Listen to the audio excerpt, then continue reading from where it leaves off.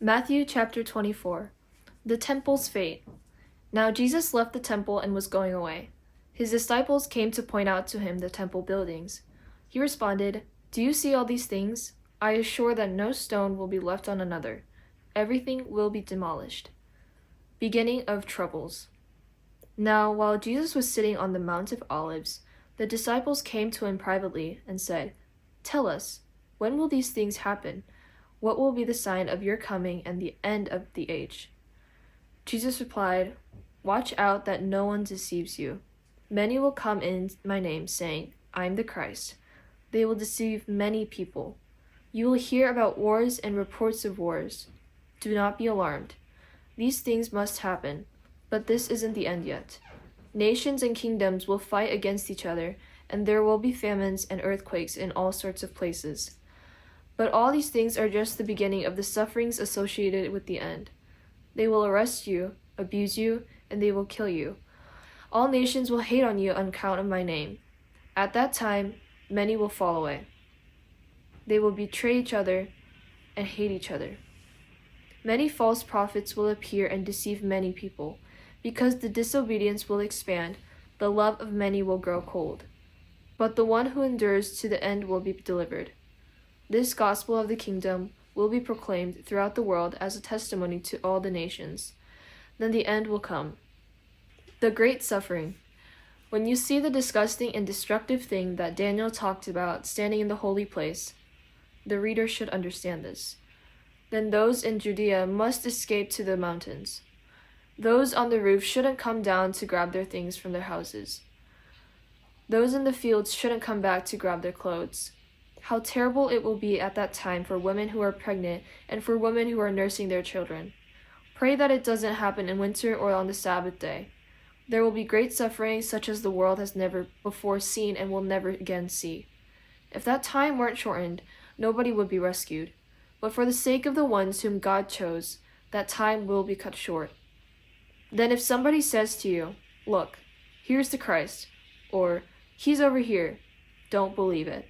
False Christs and false prophets will appear, and they will offer great signs and wonders in order to deceive, if possible, even those whom God has chosen. Look, I've told you ahead of time. So if they say to you, 'Look, he's in the desert,' don't go out. And if they say, 'Look, he's in the rooms deep inside the house,' don't believe it. Just as the lightning flashes from the east to west, so it will be the coming of the human one. The vultures gather whenever there's a dead body. Coming of the human one. Now immediately after the suffering of that time, the sun will become dark, and the moon won't give its light. The stars will fall from the sky, and the planets and other heavenly bodies will be shaken.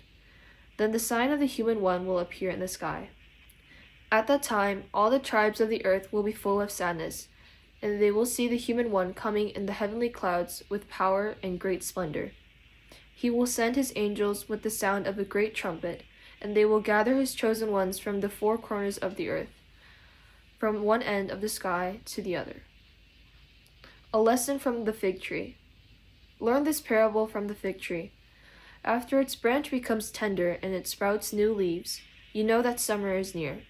In the same way, when you see all these things, you know that the human one is near, at the door. I assure you that this generation won't pass away until all these things happen. Heaven and earth will pass away, but my words will certainly not pass away. Day and hour, but nobody knows when that day or hour will come, not the heavenly angels and not the Son. Only the Father knows. As it was in the time of Noah, so it will be at the coming of the human one. In those days before the flood, people were eating and drinking, marrying and giving in marriage, until the day Noah entered the ark. They didn't know what was happening until the flood came and swept them all away. The coming of the human one will be like that. At that time there will be 2 men in the field, one will be taken and the other left. 2 women will be grinding at the mill, one will be taken and the other left. Therefore, stay alert. You don't know what day the Lord is coming, but you understand that if the head of the house knew at what time the thief would come, he would keep alert and wouldn't allow the thief to break into his house. Therefore, you also should be prepared, because the human one will come at a time you don't know. Faithful and unfaithful servants.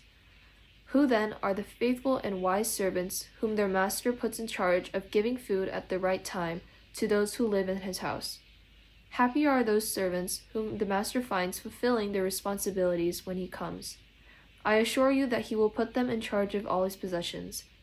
But suppose those bad servants should say to themselves, "My master won't come until later," and suppose they began to beat their fellow servants and to eat and drink with the drunks. The master of those servants will come on a day when they are not expecting him, at a time they couldn't predict. He will cut them in pieces and put them in a place with the hypocrites. People there will be weeping and grinding their teeth.